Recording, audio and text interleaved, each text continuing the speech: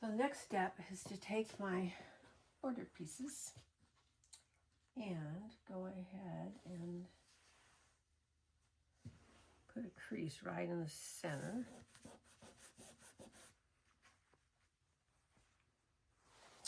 And then lay my center down right where I need it to be. Just make a little adjustment on my camera there and get it down where I need to be. So I'm going to put a pin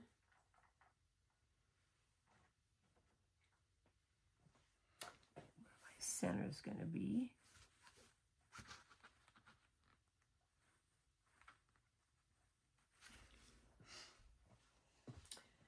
And then I put a couple drops of glue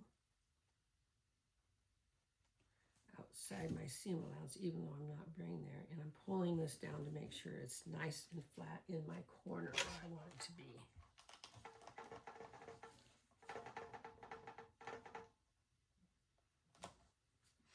So at that point, I know it's pretty tight between here and my center down here. So what I'm going to do is just do a light little pressing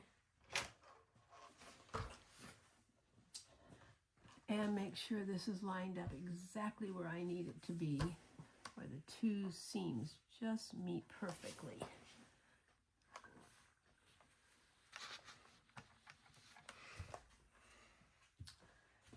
And then I'm ready to put the glue down.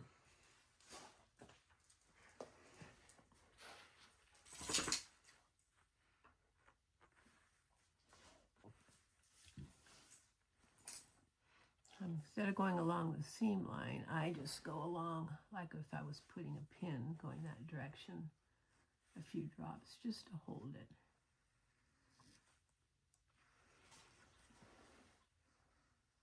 A little skinny line, but I am putting it outside the seam lines. I'll have to remember to later. And then I need to press it so it's dry. Make sure it's lined up exactly where I need it to be.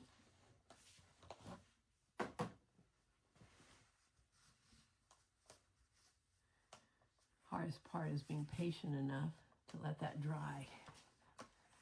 Because if you don't, when you walk to go sew it, it's going to just come apart. What I like about the glue method is that little bit of moisture in the glue. All right, so I could see that I was a little off from where I was supposed to be because I could see a little shadow there. So I pulled that glue up. Go ahead and re-glue this.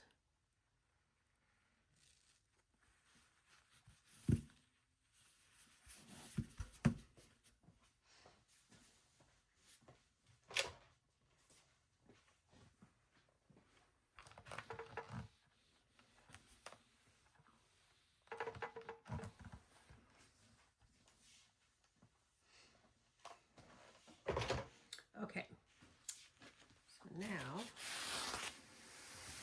like I said, if I had this broken down in quarters, I would do each quarter at a time. Probably work my way around to the center and then come to the other end and work my way back.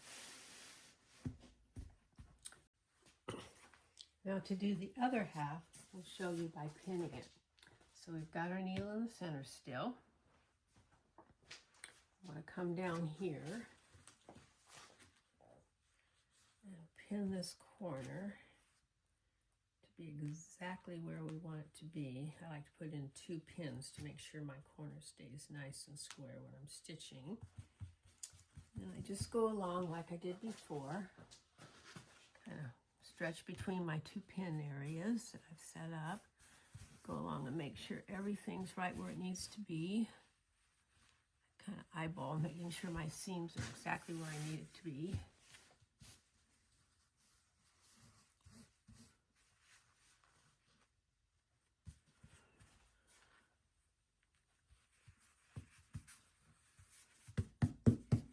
Okay. And I go ahead and put pins in outside my seam line so I don't have to pull them out when I'm sewing.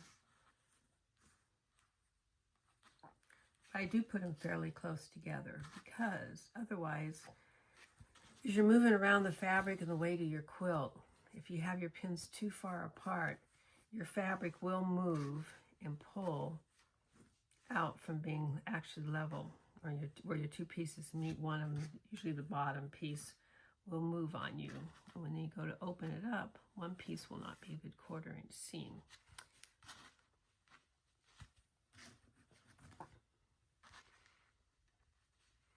I said you can put the pins going the other way if that's what you prefer, but a little extra time to put in plenty of pins does work well.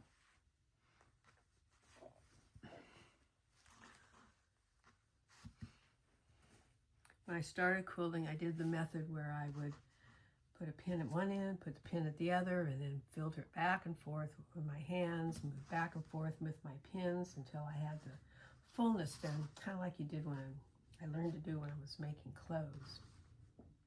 However, it never came out always just right. Sometimes I was a little loose here, maybe a little bit stiffer down there. And the other is I couldn't always come up with each of my squares were always exactly this, like 12-inch squares. They were all 12, but sometimes one would be 11.5, and it would be done in trying to make up the different sizes between them. So this method, I have just a much better luck. All right, one side's glued, one side's pinned. It's ready to sew.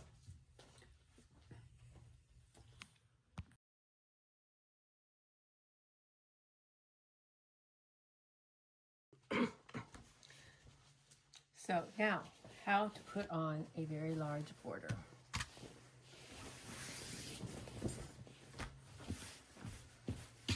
And hopefully the camera can catch this, most of it.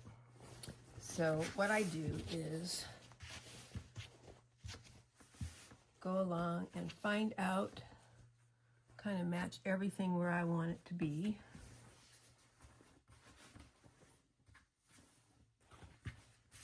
So if my quilt is not perfectly flat, I will take a ruler and make sure that each square, which in this case are 6.5 inches, I kind of go along and just measure to make sure that they're what they need to be. And they should each be 6 inches actually, and they are. On a big quilt, when you got like 12 inches, it really is important to get that there because sometimes your quilt is bigger than your border. And then I go along and just line up everything where it needs to be. And usually start in the middle. If I have to do any gathering because maybe my quilt's larger, I will do one end and corner and do a section and then kind of fluff it in between. But because these are such small squares, I don't have to do that. And then I just go along and glue each square just like I did on the other areas and just match up each piece. That's all you have to do to put on the long border.